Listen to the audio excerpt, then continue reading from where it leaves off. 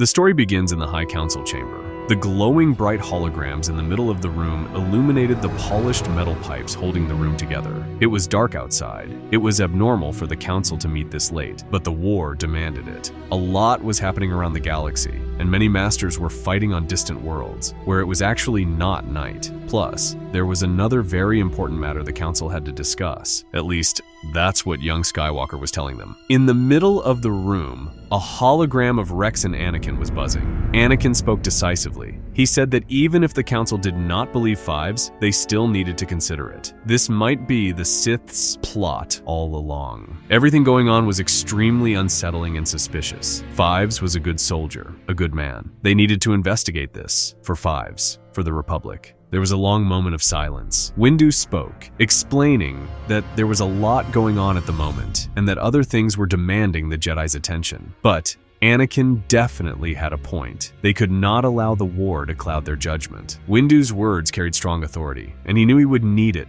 if his next idea were to be taken seriously. Windu looked around the council. Everybody seemed disinterested. They were all exhausted by the war. But Windu knew that was probably what the Sith wanted all along. They wanted the Jedi to lose their focus, their judgment, and Windu simply could not let that happen. So he spoke, saying that the entire order was in grave danger. He reminded everybody that they didn't even know who paid for the clone army in its early stages. All of this could be a carefully orchestrated plan of the Sith. Mundi interrupted, asking if he is seriously proposing that the Sith ordered and paid for the clone army. Windu looked him in the eyes, dead serious, saying that it was a possibility that could not be ignored. Mundi let out a sudden smirk, and Windu just looked at him with his harsh stare, the one that terrified anyone who really knew Master Windu. Windu then continued, saying that clearly the dark side clouded Coruscant. They had to act now, or it would be too late. They couldn't let the Sith keep staying one step ahead of them. The only way to stop the cycle was by taking drastic action, by doing something the Sith could not have foreseen.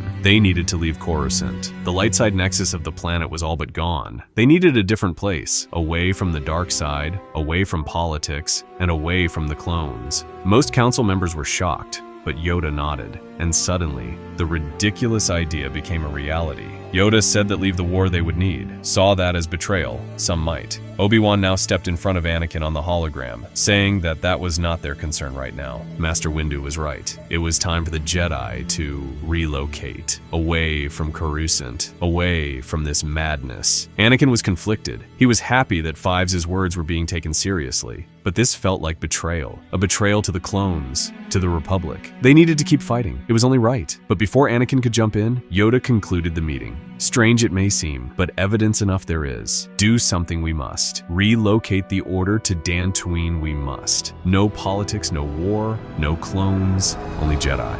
During the next couple of months, the plan got serious attention. The Jedi really did start to distance themselves from the war, but they hadn't moved to Dantooine yet. Anakin saw it as a dishonest way to stop fighting. They were still discussing politics with the Chancellor and the Senate. They only wanted to stop other Jedi in their war efforts. The giant operation of relocating the entire order to Dantooine soon began. It was definitely not easy. Far from it. Many people couldn't help but see the Jedi as cowards, fleeing the battlefield and now fleeing the capital. They had fought before the tensions escalated, so they were seen as heroes. But now, they were abandoning them. At least, that's what most people believed. The Jedi Academy on Dantooine was not even nearly as big as the Jedi Temple on Coruscant. Even more, it had been almost completely destroyed by Malak, but the Jedi renovated it, equipped it with modern technology, and now it was time to move in. It would definitely be a little short to hold the entire order, but it was temporary anyway. As almost all Jedi stepped away from the war, there was still one very noticeable exception, General Sky Guy, of course, the war hero. Anakin would not put up with it. The council discussed this with him many times. They explained that he was literally the one who begged the council to take action, and now they were. But Anakin was mad. How could they just leave the clones? The Republic? Is that really the Jedi way? Leaving people behind when they need them most? And, in a sense, Anakin knew that in many cases the answer would actually be yes, but he was just not that kind of person. Besides, he couldn't leave Padme behind as well. And of course, Obi-Wan was the one who got hurt the most by Anakin's actions, as always, and that was fair. He was his master. But still, Obi-Wan tried to talk sense into Anakin many times. What else could he do? It was obvious Anakin wouldn't stop fighting. And although Obi-Wan was a Jedi who listened to the Council and followed the Jedi Code, he did understand Anakin very well. The entire lineage, Dooku, Qui-Gon, him, Anakin, and also Ahsoka, were known to be rebellious because they followed their hearts, not the ancient texts. Whether that led to the dark side was debatable, but so far Obi-Wan was doing a good job balancing his emotions, ambition, and the Jedi Code. That could not be said for Anakin, and not for Dooku either, for that matter. The Jedi tried and tried, but it was obvious. Anakin's loyalty remained with the Chancellor, with the Senate, and also, unknowingly to the Jedi, with Padme. Obi-Wan spoke to him, explaining that he might be expelled, but Anakin did not linger. So as the Jedi Order was relocated to Dantooine, Anakin and Obi-Wan weren't there. But they were not the only ones. There were a few hundred Jedi missing, the ones who refused to stop fighting. Many masters, even those who didn't agree with the evacuation to Dantooine, didn't see them as Jedi anymore. They disobeyed the High Council, the highest authority for a Jedi, the number one priority in all of their lives. Obi-Wan was saddened that Anakin would not stop fighting, but in a sense, he was also happy. He didn't want to leave Cody behind either. And it's not like he could just abandon Anakin. He was his responsibility. He had to watch over him, make sure he didn't slip. That was the most important thing to Obi-Wan. So Anakin and Obi-Wan kept fighting in countless battles, countless victories for the Republic. The Jedi Order was still very much keeping up with their political duties, or at least they were trying their best. They often had hologram meetings with the Chancellor, but they all knew it was not the same. The Force was way clearer on Dantooine, but it came with compromises. They simply didn't understand the political games inside the Senate anymore. It was easy to keep up with the Senate before. The Jedi Temple was literally located in the Senate District. A part of Coruscant focused mostly on politics, but now it was hard. Many senators, like Senator Organa and Amidala, showed interest in helping the Jedi. They arranged holographic meetings as these senators tried to explain recent events in further detail. They provided their insights, their beliefs, but still, most of the council members agreed that getting their information from only a few sources, only a few senators, was a bad idea, even if they trusted these politicians, though they did get good insight from these senators. And something was obvious. The Chancellor's reports on recent events were very shallow, even misleading. A lot of Jedi just brushed it off as their own lack of deep understanding of the current politics, but not Master Yoda. He saw through the Chancellor now. The dark side of the Force no longer clouded his ability to sense it, and every day he felt like something was wrong with the Chancellor. He couldn't feel him in the Force because he was not physically present. Although it's not like he could sense anything in the Chancellor anyway. He had tried for years on Coruscant, but the Force was speaking to him. Something was not right. On Coruscant, Palpatine was frustrated. The Jedi were relentless. The move to Dantooine was so sudden and unexpected. He couldn't even try speaking to Master Yoda before it was already done. It reminded Palpatine that the Jedi, while deeply wrapped in galactic politics, were still nothing more than a cult. Their decisions could be swift and decisive. Although, on the other hand, their relocation might turn out to be useful to him. Dantooine was not like Coruscant. There was no planetary military, no massive planetary shields, not even many civilians. He could get rid of the Jedi easily when the time was right. Through all of that, Anakin and Obi-Wan kept their war efforts as their first priority, helping systems, especially in the Outer Rim. The Council still saw Obi-Wan as a great Jedi, but they held a grudge against Anakin. Many Council members didn't even see him as a Jedi anymore. He was just a machine, the Republic's military asset. He was useful and undeniably achieving great things, but his mind and his actions, they were not that of a Jedi. He wasn't a Jedi anymore. Even though Obi-Wan tried holding him back, he was just a soldier with a natural affinity for the Force, like X1 and X2, and Anakin knew that. He knew the Council resented him, but he couldn't care less. Palpatine, the Republic, the entire galaxy saw him as a hero. There were posters of him everywhere. General Skywalker did this. General Skywalker won another assault. He saw his face almost everywhere, and yeah, it felt good. He often asked himself if his actions were selfish, but he didn't care much as long as he was helping the people of the Republic. And of course, Palpatine kept the boy very close. He praised Anakin, thanked him for staying while the Jedi abandoned them. He expressed gratitude for both him and Master Kenobi, and Anakin liked the praise. Who wouldn't? And, of course, Padme. He could stay with Padme all the time. When he was on Coruscant, nobody held him back. Nobody said anything about their relationship. Anakin truly felt free. He could do anything. Soon, Yoda requested a meeting with the Chancellor. Just Yoda and Palpatine. Palpatine was surprised by the unusual request, but of course, he agreed to it. During the meeting, Yoda said that the Force was clearer on Dantooine and he could now clearly sense deception, a deception coming from Palpatine. Palpatine's face went cold. Yoda continued, saying that he didn't know the exact nature of the deception, but he knew Palpatine was far from an honest man. Palpatine was furious. He spat words at Yoda, saying he had done so much for the Republic, for the Jedi. This was outrageous. It was unfair. Yoda continued, "Care I do not about your plans, Chancellor, but sense you clearly. I can. Stop you must with your deception, or the Jedi Order. Action will take. No, I will. When it happens. Feel it, I can." So the message ended. Thankfully, it was perfect for Palpatine, especially because Anakin was on Coruscant. He called him to his office and spoke, telling him the Jedi had turned against him after everything he had done for them. Anakin agreed. He wasn't on the best terms with the Jedi himself. The Jedi had become erratic. They held him back for all those years. And now, when he decided to truly embrace helping people, they turned their backs on him. Palpatine spoke again. "They're fools, Anakin. They don't understand the real ways of the Force. If you want to become a complete and wise leader, you must embrace a larger view of the Force." "What do you mean?" Anakin asked. "Anakin, all those years, the Jedi held you back, didn't they? They held you back. If you use the dark side, you could help more people. Reach power you've never even imagined. You're the Sith Lord." Anakin ignited his saber.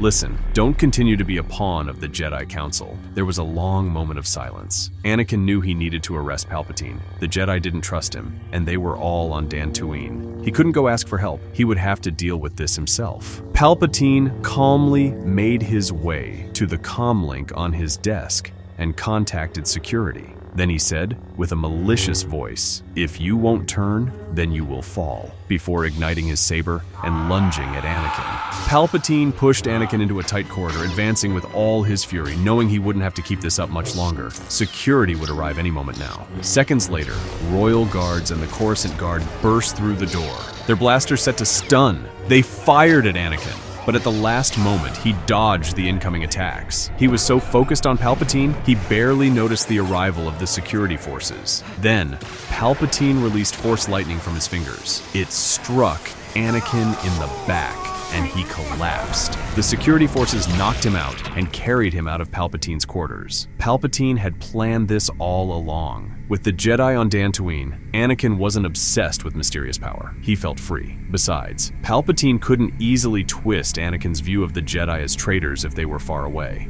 But he could provoke Anakin to attack, and now, with that attack complete, he had justification. It was time. He made his way to the Central Communications Terminal and executed Order 66. Jedi throughout the galaxy began to fall, but not many, just a few hundred at best. On Dantooine, Yoda felt the sudden disturbance in the Force. Mace Windu turned to him and asked, "What is it?" Yoda simply said, "Pain and death, I feel." He focused deeply, and after a minute told Windu they had to leave the Academy immediately.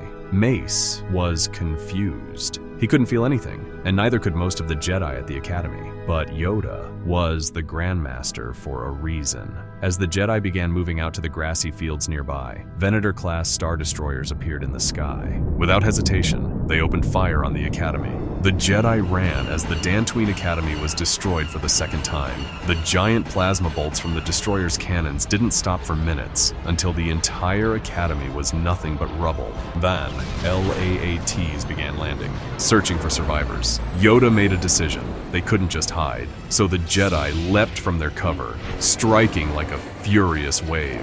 Dozens of clones fell every second. The battle was massive. Every Jedi against a combined force of mixed battalions, including the 501st, the 212th, and the 21st Nova Corps. Jedi fell, but they held their ground, and some clones began to respect their enemy. They were being pushed back, but the Jedi protected their wounded, their young, and their elders with force shields and selfless courage. Fighting Jedi who were defending their loved ones turned out to be a terrible idea. The clones pushed forward, but for the first ranks, it was basically suicide.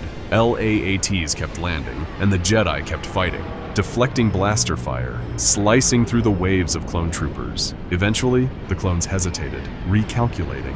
They were losing too many men. Then Mace Windu raised his voice and shouted, "I don't know what's happening to you, but you can stop it. I'm General Mace Windu. During the Clone Wars, I dismantled over 100,000 battle droids. I saved countless lives. With your help, and so did all the Jedi around me. Master Yoda, Ki Adi Mundi, Depa Billaba, and thousands more stand behind me." Mundi locked eyes with Commander Bakara near the front and told him, "You can stop this." Suddenly, Rex and Cody emerged from the chaos, shouting orders to the clones to lay down their weapons. They ran toward the Jedi with their sabers raised high, but not an attack. Rex explained they were ordered to hunt down the Jedi.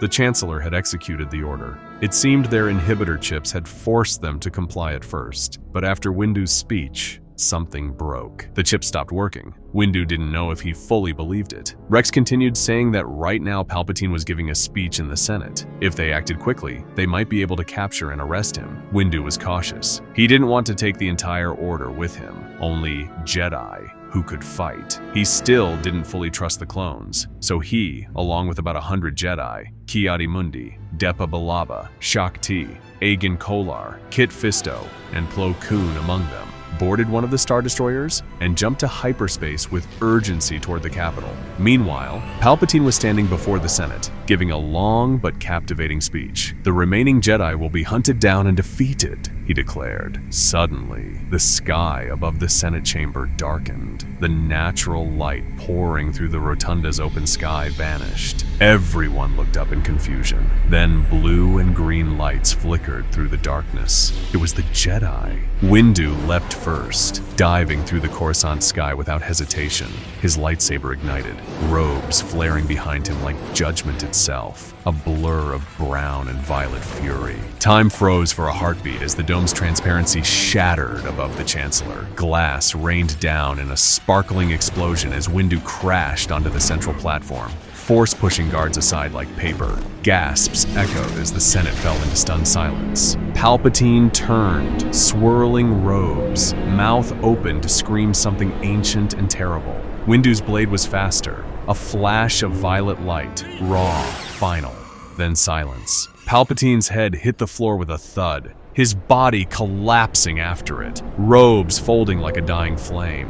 Smoke curled from the cauterized edge of his neck. The Dark Lord of the Sith was no more. Clone troopers and Jedi crash-landed onto balconies and walkways, sealing exits and neutralizing resistance. Senators screamed, panicked, fled. Kit Fisto deflected blaster fire from hidden guards, holding his ground above the chaos. Commander Bakara scanned the floor, his voice clear over the comm. "Level secured.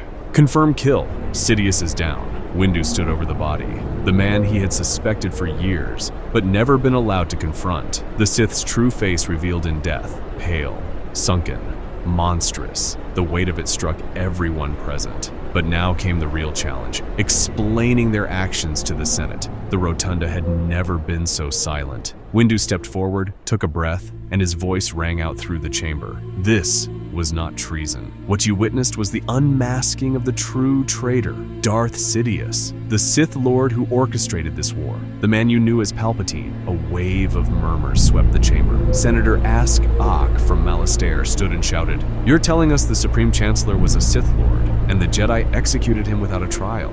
Windu turned to him, gaze sharp. "You want to know why we came crashing through your roof? Because he would never stand down. Not for the courts, not for the Constitution, not even for the Force." Mon Mothma stood slowly beside Bail Organa. "We've suspected corruption, but the Sith?" Her voice trembled. "Do you have proof?" Windu nodded. "We have his private transmissions. He gave the command to execute Order 66, an order for the extermination of Jedi across the galaxy. Hundreds are already dead. He was the architect of genocide." Horror swept through the room. Someone in the Naboo delegation, cried out. Windu went on, voice steady. He staged the Clone Wars, controlled both the Separatists and the Republic. Every law, every speech, every emergency power, it was all leading here. A galactic empire under his rule. You cheered it because he made you afraid. He paused, then said slower, heavier. The Jedi failed you. We saw the darkness, but moved too slowly. We trusted the system he poisoned, and in the end, we did what Jedi are trained not to do. We struck first. He lifted his chin. I take full responsibility. I will not take his place. We did not come here to rule, but to stop a tyrant. The Jedi are not conquerors. We will submit to a full investigation. If this Senate still has the will to lead, and not just to follow. He stepped back. Silence fell again, deep and uncertain. Then Bail Organa stood. I move that the Senate convene a special emergency tribunal to verify the evidence, restore the Constitution, and halt all transition to Imperial rule. Applause followed. Hesitant, but growing, Windu closed his eyes. For the first time in what felt like forever, the Force didn't scream, it whispered. The war was far from over. Grievous and Dooku were still out there, and the droid army was still strong, but Sidious was dead, and that was enough for now. Anakin had been captured by Palpatine, but not killed. He had refused to turn, and Sidious planned to use him for essence transfer. Obi-Wan led the mission to Mustafar and freed him.